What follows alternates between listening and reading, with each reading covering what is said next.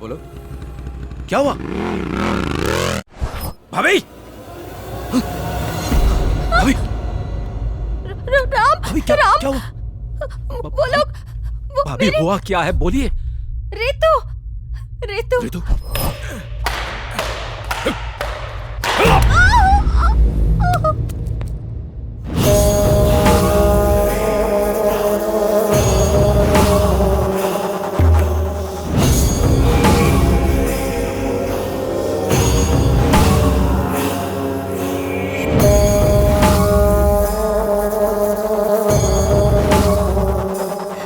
समझ गई ना? सॉरी। हम भी तुम्हारी बेटी को मारना नहीं चाहते। हमें भी बच्चों से प्यार है, मगर उससे ज्यादा हमें हमारी जिंदगी से प्यार है। वो बिना बाप की बच्ची है, छोड़ दो उसे। उसके बाप की मौत क्यों हुई उसे भी समझना चाहिए ना राम को। अब तुम्हारे लिए बेहतर यह होगा कि जैसा हम कहें वैसा करो, वरना तुम्हारी बेटी मारी जाएगी। बोलो क्या करना होगा मुझे। गुड, तुम स्मार्ट हो, पर तुम्हारे पति में अकल नहीं थी। 1 घंटे में हमारी गाड़ी तुम्हारे घर के सामने आएगी। राम से कहो सबूतों के साथ चुपचाप गाड़ी में बैठ जाए। तुम्हारे पति ने सुसाइड किया और तुम्हारा देवर एक्सीडेंट में मर जाएगा। जिसे देश के लिए शहीद होना था वो सड़क पर बेमौत मारा जाएगा। उसे पकड़ने का बंदोबस्त हो चुका है। जैसे ही वो पकड़ा जाएगा, तुम्हारी बेटी तुम्हारे घर पहुंच जाएगी।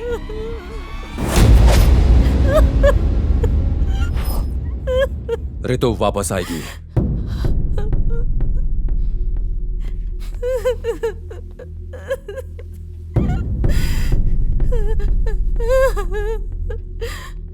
राम, अगर तुम गए तो तुम्हारे वापस आने की उम्मीद भी खत्म हो जाएगी।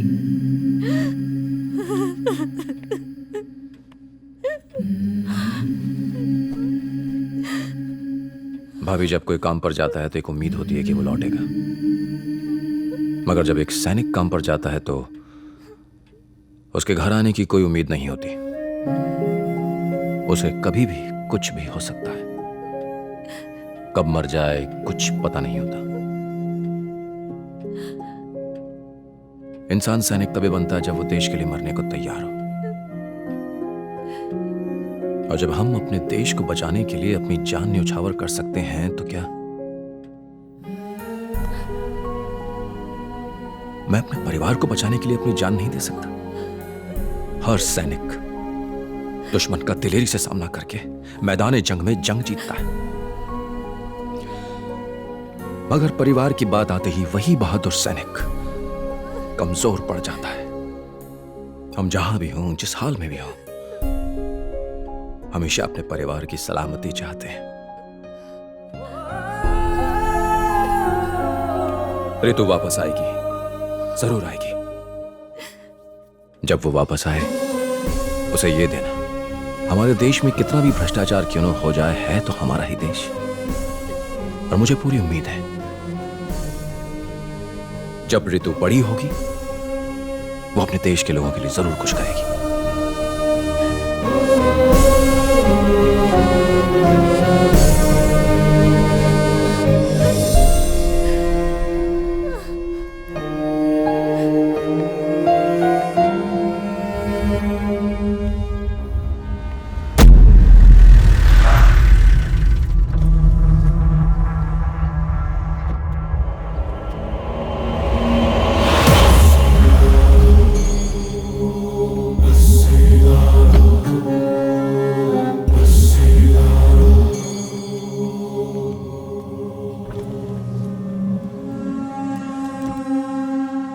नमस्ते कैप्टन राम।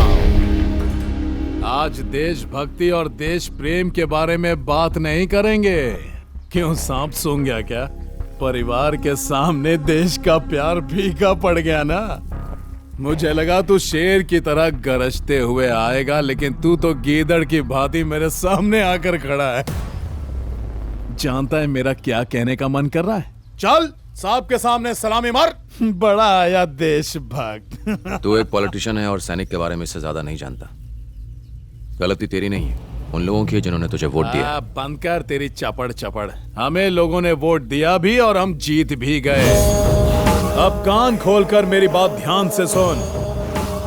तो उस गाड़ी में बैठ के जाएगा, आगे एक्सीडेंट होगा और उसी के साथ तेरे भाई का जेनेरिक मेडिसिन का सपना और तू दोनों बूम। ओम नमः शिवाय। मिस्टर राम, या आपके नाम अरेस्ट वारंट है, प्लीज कोऑपरेट कीजिएगा। हम जबरदस्ती नहीं करना चाहते। आपका मिलिट्री से कोर्ट मार्शल हो चुका है। हमें ऑर्डर्स मिले हैं कि आपको अरेस्ट करके उनके हवाले कर दें। हमारे साथ चलिए प्लीज। मुझे 2 मिनट देंगे बात करने के लिए? ओके। Thank you.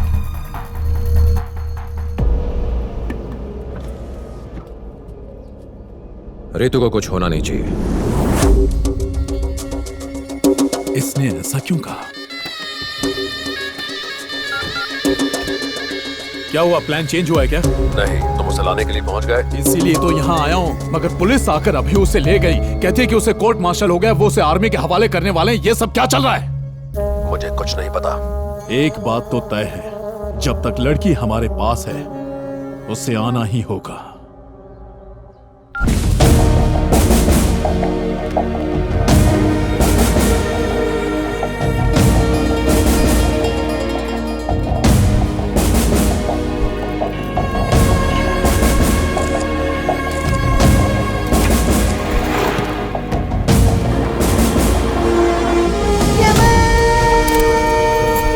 देश में अगर कोई भी मुसीबत में हो तो उसे बचाना हमारा कर्तव्य है। तुम्हारे भाई की बेटी हमारे देश की नागरिक है, उसे बचाना हमारा कर्तव्य है। Thank you sir. जय हिंद। जय हिंद सर, क्या? आपके रेजिमेंट के लोग टेक ओवर कर लेंगे सर। थैंक्स। आपके अरेस्ट होने के बाद उसने मिनिस्टर को कॉल किया था। लोकेशन? कॉल इस टावर से की गई थी। सर, ये टावर चिकपेट मार्केट में है। वो फिर से कॉल करेगा। Let's wait. सर, वो मिनिस्टर फिर से कॉल कर रहा है। लोकेशन बताओ। आई थिंक वो एवेन्यू रोड के पास है। हम उसका जीपीएस लोकेशन ट्रैक कर रहे हैं sir. Start the tracking. Number track करो। सर। होम मिनिस्टर को ये इन्फॉर्मेशन पास करो। ओके? Yes sir.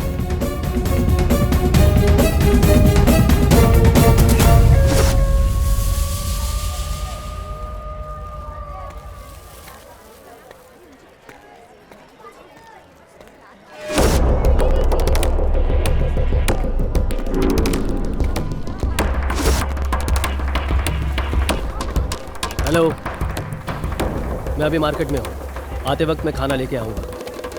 हाँ हाँ, बच्ची के लिए कपड़े भी लेके आऊँगा।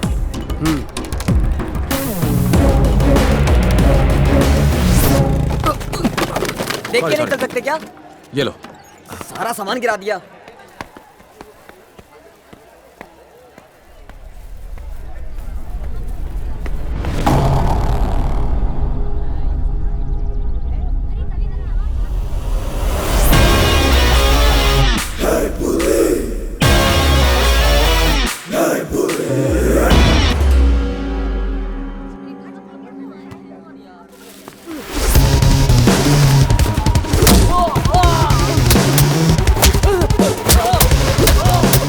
रितु कहाँ है रितु?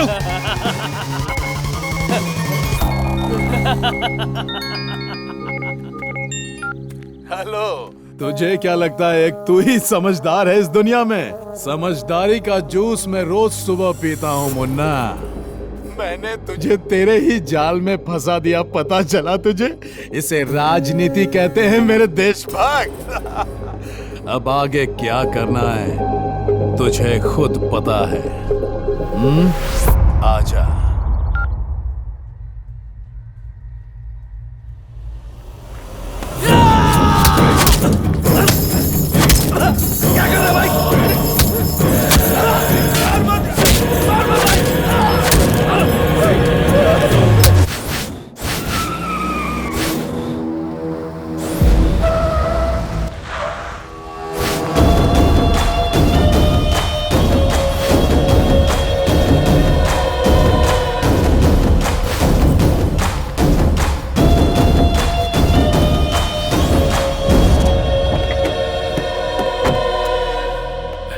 आजा।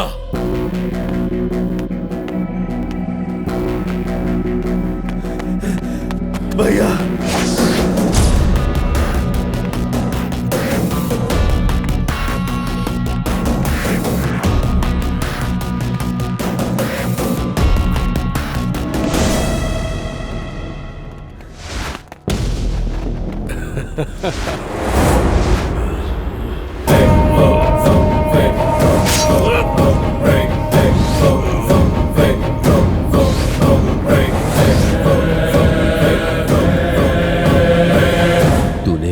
साबित कर दिया कि इस दुनिया में कुत्तों से वफादार और कोई नहीं। अब मेरा सीक्रेट ओपन हो गया है, तो तुझे क्लोज होना होगा। सॉरी।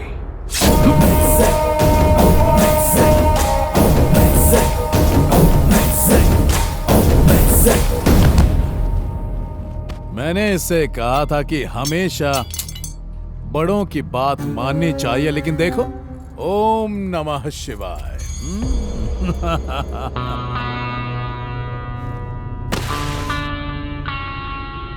जैसा तुमने कहा था, मैं अपने साथ सारे डॉक्यूमेंट्स और सबूत ले आया हूं। अब अपने वादे के अनुसार रितु को छोड़ दो। परिवार में किसी को खोने का गम मैं अच्छी तरह जानता हूं। मुझे मार दो पर रितु को छोड़ दो।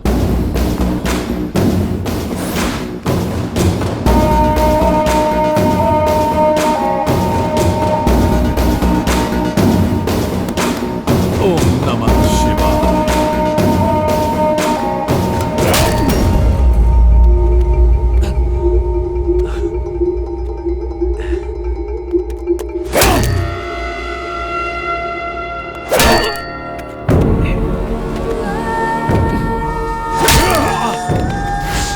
मैं तुझे इतनी आसानी से नहीं मारूंगा। तूने मेरे गिरेबान में हाथ डालने की गुस्ताखी की है ना? तेरी तो एक तो पहले ही शनि का प्रकोप चढ़ा हुआ है, उस पर तू मौत बनकर मंडरा रहा है। बहुत सताया तूने, अब तुझे पता चलेगा कि तूने किससे बदला लिया।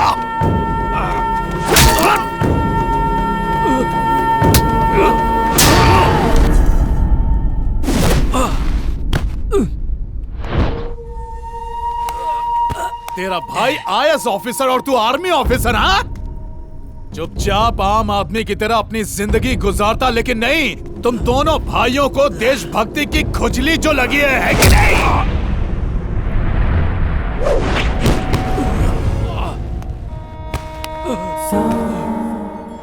तू अपनी ताकत बॉर्डर पर ही दिखा सकता है, यहां नहीं।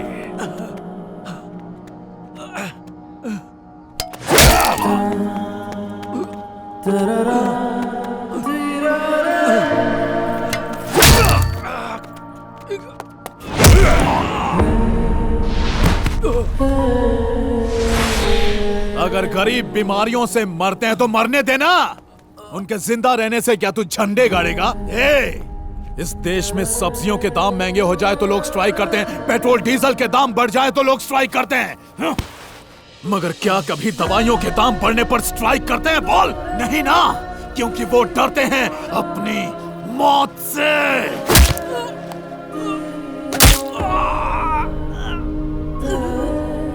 जो डर उनकी वीकनेस है, वही हमारा बिजनेस है। Generic medicine. तेरे भाई का यही सपना था ना? अब तेरे बच्चों को क्या, पोतों को भी नसीब नहीं होगा, क्योंकि ये मेरा रचा हुआ चक्रव्यूह है। इसे कोई नहीं भेद सकता।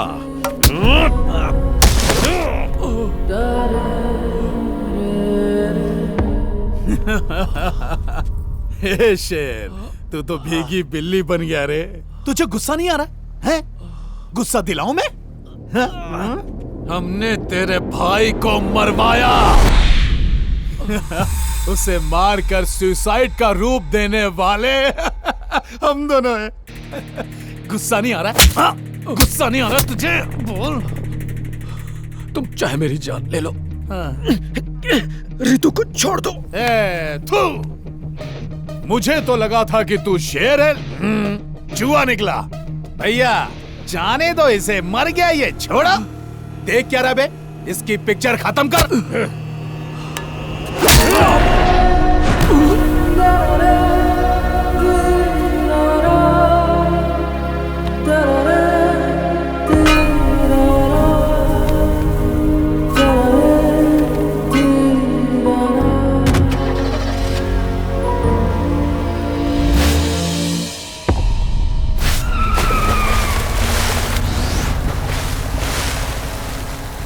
सारी गोलियां उसके अंदर उतार देना।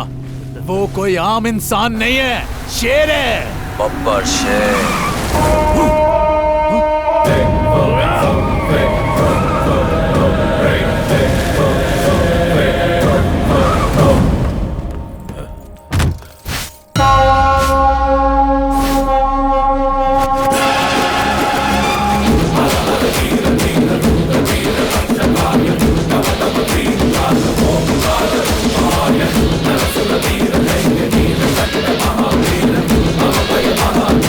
भैया ये क्या सिर्फ 10 सेकंड के अंदर?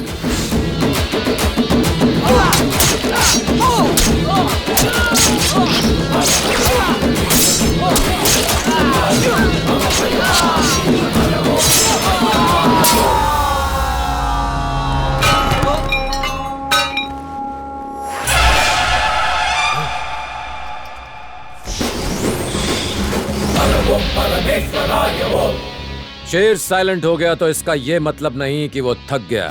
इसका मतलब वो अगले वार की तैयारी कर रहा है। मैं चाहता था कि तुम 15 मिनट टेंशन में रहो। जानते हो क्यों? तुम्हारी पोल खोलने के लिए, जिसे अभी पूरी दुनिया ने देखा है। मैं तो बस नाटक कर रहा था।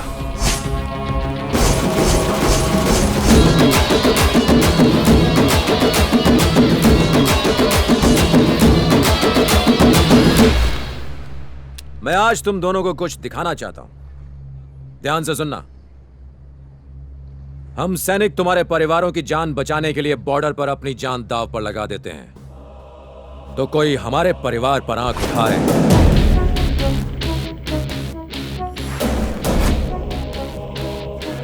तुमने कहा था कि मेरे भाई की बेटी अब तुम्हारे कब्जे में है। जरा चेक करो।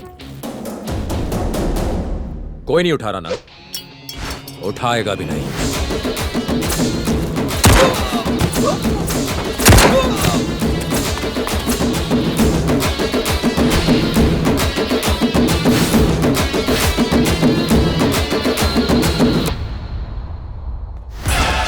अगर देश के सैनिक बिकने लगे तो इस देश में कुछ नहीं बचेगा, उसके टुकड़े हो जाएंगे। लेफ्टिनेंट कर्नल ने तुम्हारी मदद की सिर्फ तुम लोगों को एक्सपोज करने के लिए, मुझे कोर्ट मार्शल करने के लिए नहीं।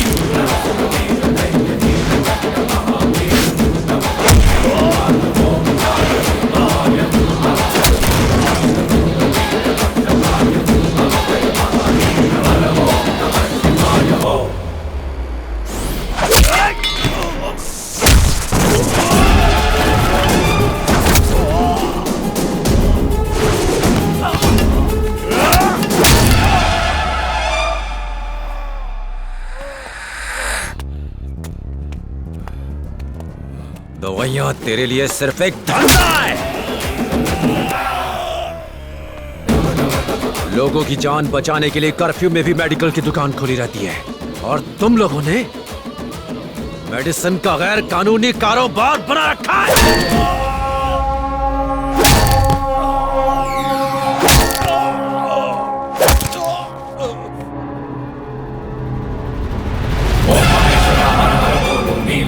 शिव शिव बोलो, दुष्ट मित्र हर हर बोलो, रुद्र तांडवा शिव शिव बोलो, ओम महेश्वर हर हर बोलो, नीलकंठाय शिव शिव बोलो, दुष्ट मित्र हर हर बोलो, रुद्र तांडवा शिव शिव बोलो, ओम हर ओम शिव ओम हर ओम शिव ओम।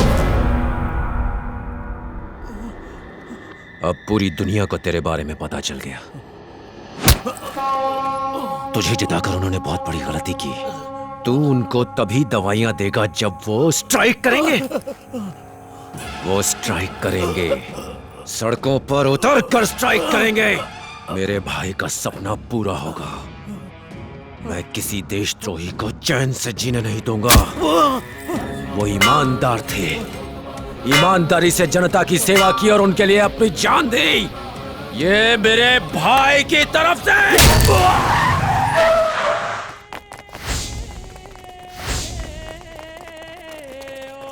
Hello control room, hello control room.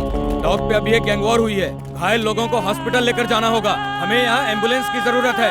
जितनी जल्दी हो सके डॉक पर पहुँचो। चलो चलो, उठाओ इन्हें, चलो जल्दी करो। यहाँ से कोई भी गाड़ी बाहर न जाने पाए। ले चलो इनको, चलो जल्दी जल्दी करो। जितनी जल्दी हो सके एम्बुलेंस लेके।